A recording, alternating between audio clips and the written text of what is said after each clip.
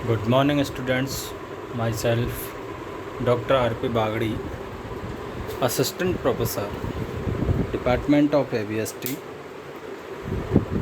SPC, Government College, Ajmer. आज अपन बात करेंगे income tax law and accounts, जो कि बीकॉम पार्ट 3 का पेपर फर्स्ट है, उसके बारे में। इससे पहले वाले वीडियो में मैंने आपको बताया था important provision of income from salaries के जो इम्पोर्टेंट प्रोविज़न थे वेतन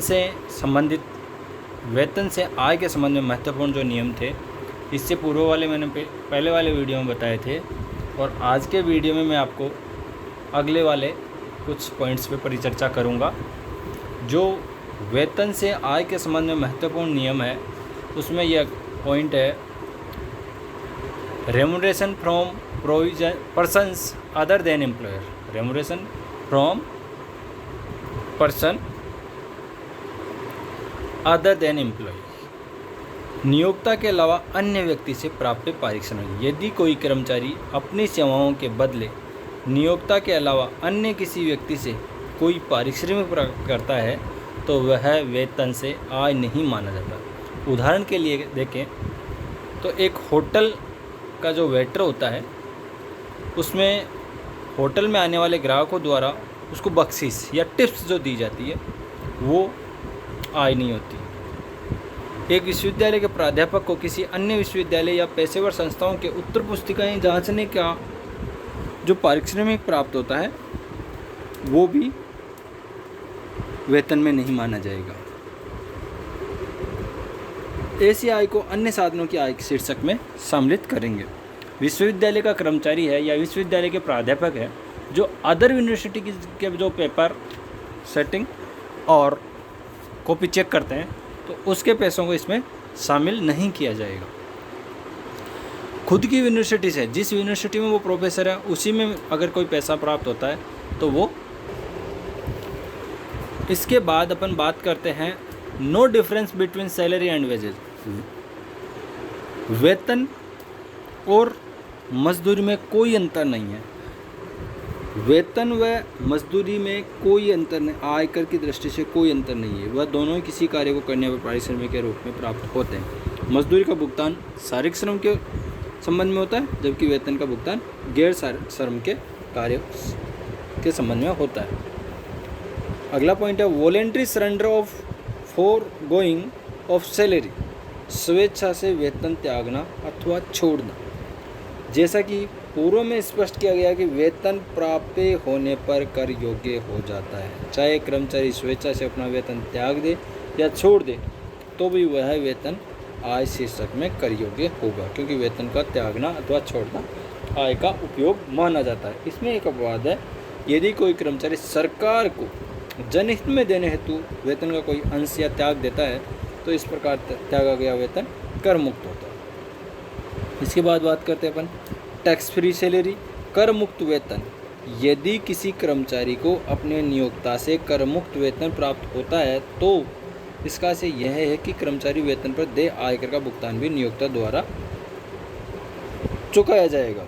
अतः कर्मचारी के वेतन शीर्षक की आय ज्ञात करते समय कर्मचारी के वेतन में नियोक्ता द्वारा कर्मचारी के लिए चुकाया गया कर भी उसकी वेतन में जोड़ दिया जाएगा। इसके बाद अपन बात करते हैं सैलरी में भी received after any time interval. वेतन किसी भी समय अंतराल से प्राप्त हो सकता है। दैनिक हो सकता है, साप्ताहिक हो सकता है या पाक्षिक, मासिक, त्रैमासिक, अर्धवार्षिक अथवा वार्षिक आधार पर प्राप्त हो सकता है। इससे अगला पॉइंट है voluntary payment by the employer. नियोक्ता द्वारा स्वैच्छिक भुगतान। यदि नियोक्ता अपने किसी कर्मचारी को भुगतान स्वैच्छिक रूप से या उपहार स्वरूप प्रदान करता है तो वह भी वेतन शीर्षक में कर योग्य माना जाता है। उदाहरण के लिए कर्मचारी को बोनस देना, उसकी सेवाओं से प्रसन्न होकर उपहार देना, आयकर नियमानुसार अनुबंधित भुगतान अथवा स्वैच्छिक भुगतान में कोई अंतर नहीं है। इसमें भी एक अपवाद है, यदि कर्मचारी को कोई भुगतान नियोक्ता द्वारा व्यक्तिगत भेंट के रूप में प्राप्त होता है तो ऐसा भुगतान कर मुक्त होता है। इसके बाद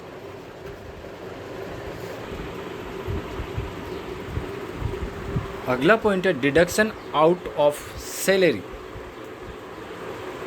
वेतन में से की गई कटौतियाँ।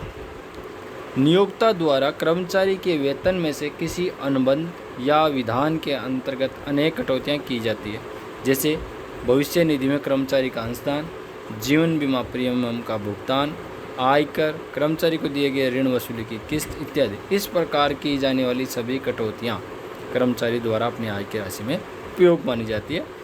तो अपन क्या करेंगे कि कर्मचारी के लिए आयकर दायित्व की गणना वेतन के देय राशि पर की जाती है, न कि प्राप्त राशि पर। अतः कर योग्य वेतन ज्ञात करते समय पूर्व में नियोक्ता द्वारा सभी कटौतियों को शुद्ध वेतन की राशि में जोड़ दिया जाता है और इस प्रकार ज्ञात की गई सकल वेतन की राशि ही कर योग्य होती है। इसके बाद बात करते हैं payment after session of employment, सेवा समाप्ति के बाद मिला भुगतान। यदि किसी व्यक्ति को उनकी सेवा समाप्ति के पश्चात अपने भूतपूर्व नियोक्ता से कोई भुगतान प्राप्त होता है अथवा पेंशन प्राप्त होती है तो ऐसी राशि उस व्यक्ति की वेतन शीर्षक के अंतर्गत ही कर योग्य होगी।